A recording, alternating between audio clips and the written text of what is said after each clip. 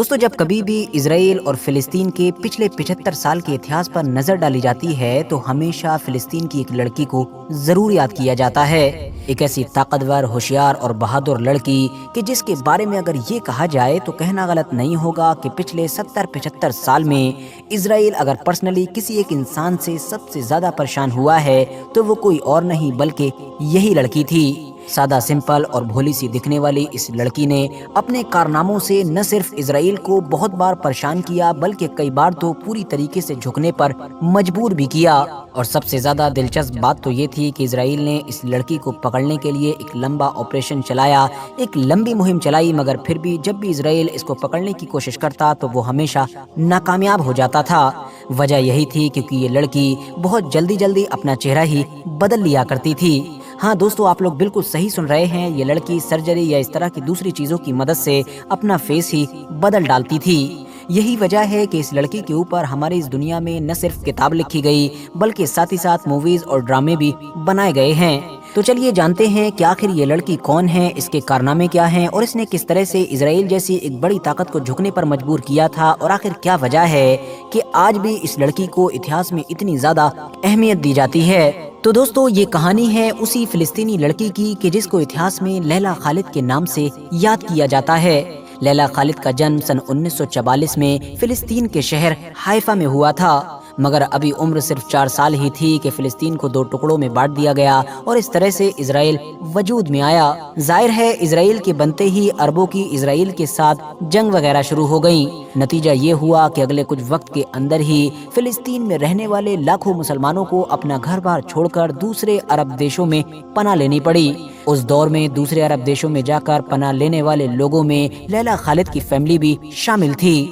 دوستو لیلا خالد کا بچپن جارڈن کے علاقے میں بڑی ہی غریبی کی حالت میں گزرا تھا۔ لیلا خالد نے بچپن سے ہی اپنی ہی طرح ایسے لاکھوں فلسطینی لوگوں کو دیکھا تھا کہ جن کو اسرائیل کی وجہ سے نہ صرف اپنے پیاروں کو ہمیشہ کے لیے کھونا پڑا تھا بلکہ اپنا گھر بار وغیرہ بھی چھوڑنا پڑا تھا۔ یہی وجہ تھی کہ ایسے ماحول میں پرورش کی وجہ سے بچپن سے ہی لیلا خالد کے دل میں اسرائیل کے خلاف آگ بھڑک رہی تھی، بدلے کی آگ۔ وہ سوچ رہی تھی کہ بڑے ہو کر چاہے کچھ ہو جائے مجھ کو بدلہ ضرور لینا ہے، ہر اس انسان کو مزہ چکھانا ہے کہ جس کی وجہ سے ہم لوگوں کا یہ حال ہوا ہے۔ انہی تمام چیزوں کا نتیجہ ہی تھا کہ صرف 15 سال کی عمر میں ہی لیلا خالد نے عرب نیشنلسٹ نام کا وہ موومنٹ بھی جوائن کر لیا تھا کہ جس کا مقصد فلسطین کو آزاد کرانا تھا۔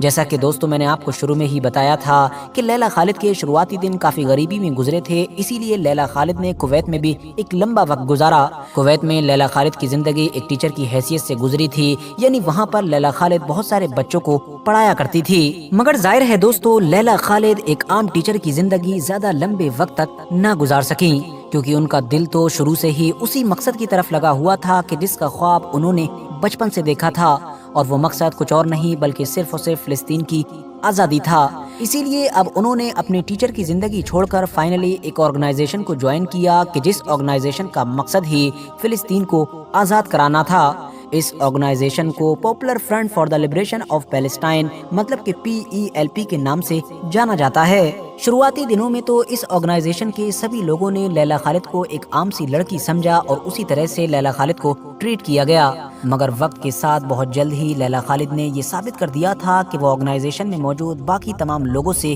پوری طرح سے الگ ہے۔ شروعاتی دنوں میں ہی لیلا خالد نے اسرائیل کے خلاف ایک کے بعد ایک لگاتار کئی مشنز کو پوری کامیابی کے ساتھ انجام دیا۔ نتیجہ یہ ہوا کہ اپنی آرگنائزیشن میں تو لیلا خالد کا قد بہت زیادہ بڑا ہی، مگر ساتھ ہی ساتھ اب لیلا خالد اسرائیل کی جو ملٹری تھی نہ صرف اس کی نظروں میں آ گئی بلکہ وہاں کی جو خفیہ ایجنسی ہے موساد، وہ بھی پوری طریقے سے لیلا خالد کے اوپر نظر رکھنے لگی۔ مگر دوستو پھر دور آیا سن 1969 کا، اور یہی وہ سال تھا کہ جب لیلا خالد نے اسرائیل کے خلاف اپنی زندگی کا نہ صرف سب سے بڑا مشن انجام دیا بلکہ یہ کہہ سکتے ہیں کہ ایک ایسا کام کیا کہ جس کی وجہ سے نہ صرف اسرائیل ہی بلکہ پوری ہی دنیا دہل گئی تھی۔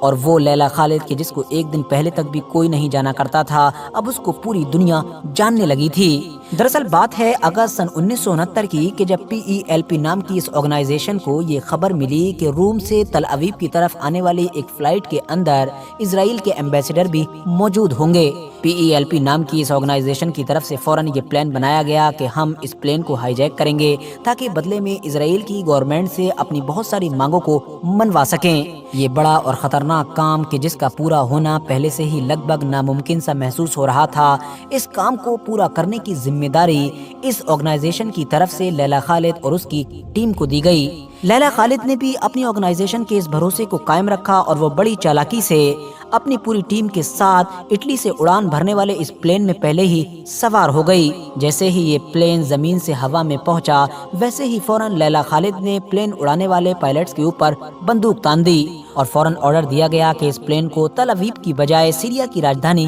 دمشق کی طرف لے جایا جائے۔ ساتھ ہی ساتھ یہ بھی وارننگ دی گئی کہ جب اس کو سیریا کی راجدھانی دمشق کی طرف لے جایا جائے گا تو اس بات کا خیال رکھا جائے کہ اس پلین کو اسرائیل کے اوپر سے ہی گزارا جائے تاکہ لیلا خالد اس جگہ کو دیکھ سکے کہ جہاں پر اس کی پیدائش ہوئی تھی۔ آرڈر کے مطابق اس پلین کو اسرائیل کے اوپر سے گزارتے ہوئے سیریا کی راجدھانی دمشق پہنچایا گیا۔ یہ پلین جیسے ہی وہاں پر لینڈ ہوا، ویسے ہی ہائی جیکرز کی طرف سے تمام لوگوں کو یہ آرڈر دیا گیا کہ فوراً پلین سے باہر نکلیں۔ جیسے ہی سارے لوگ باہر آ گئے تو لیلا خالد کی ٹیم نے اس پلین کے اگلے حصے کو پوری طریقے سے اڑا ڈالا۔ اس کے بعد کیونکہ سیریا کی پولیس بھی ایکٹیو ہو چکی تھی، اس نے ان سارے ہائی جیکرز کو گرفتار کر لیا۔ ویسے تو اسرائیل کے بھی زیادہ تر مسافروں کو ایسے ہی جانے دیا گیا تھا، مگر اس دور میں سیریا کی گورنمنٹ نے کچھ اسرائیلی مسافروں کو قیدی بنا لیا تھا اس شرط کے ساتھ کہ پہلے اسرائیل کی طرف سے ان 71 سیرین قیدیوں کو چھوڑا جائے کہ جو بہت پہلے سے اسرائیل کی قید میں موجود تھے۔ فی الحال اسرائیل کو ان سارے قیدیوں کو آزاد کرنا پڑا تھا، جس کے بعد ہی سیریا کی طرف سے باقی مسافروں کو آزاد کیا گیا تھا اور پھر کچھ وقت کے بعد ہی لیلا خالد اور اس کی ٹیم کو بھی بغیر کسی کارروائی کے ہی سیریا کی طرف سے آزاد کر دیا گیا تھا۔ اس ہائی جیکنگ کے بعد جہاں ایک طرف اسرائیل کی انٹیلیجنس اور اسرائیل کا پورا سسٹم اپنے فیلئر کی وجہ سے ہلا ہوا تھا اور پریشان تھا، تو وہیں دوسری طرف لیلا خالد کچھ گھنٹوں کے اندر ہی پوری دنیا میں مشہور ہو چکی تھی۔ پیلسٹینین موومنٹ سے جڑے ہوئے لوگ اور فلسطینی لوگ لیلا خالد کو اپنا سب سے بڑا ہیرو مان رہے تھے۔ اتنا ہی نہیں دوستو، اس میٹر کے فوراً بعد لیلا خالد کی ایک فوٹو بھی وائرل ہوئی تھی جس میں دیکھا جا سکتا تھا کہ لیلا خالد کے ہاتھ میں AK-47 بھی موجود ہے۔ یہ فوٹو دراصل ایک پوسٹر گرل کے طور پر وائرل کی گئی تھی جو اس دور میں دنیا کے لگ بھگ ہر اخبار کی زینت بنی تھی۔ اتنا ہی نہیں دوستو، غور کرنے والی بات تو یہ تھی کہ یہ اتہاس میں پہلی بار ایسا ہو رہا تھا کہ جب ایک گرل مطلب کہ فیمیل کی طرف سے کسی پلین کو ہائی جیک کیا گیا تھا، مطلب لیلا خالد اتہاس کی پہلی فیمیل